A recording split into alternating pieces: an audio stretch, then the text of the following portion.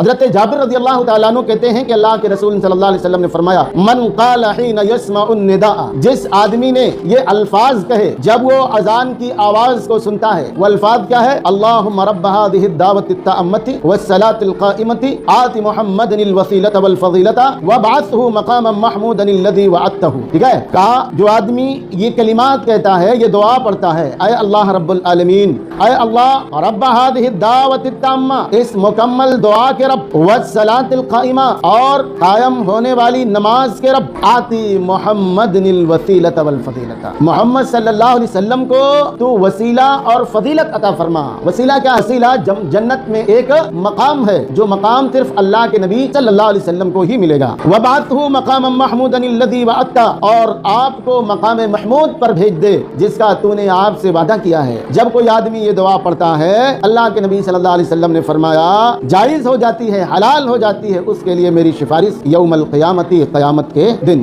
اگر کوئی آدمی قیامت کے دن اللہ کے نبی صلی اللہ علیہ وسلم کی شفاعت کا، آپ کے سفارش کا طلبگار ہے، چاہتا ہے کہ اللہ کے نبی صلی اللہ علیہ وسلم اس کے لیے سفارش کریں، تو اس کو چاہیے کہ یہ دعا ضرور پڑھے۔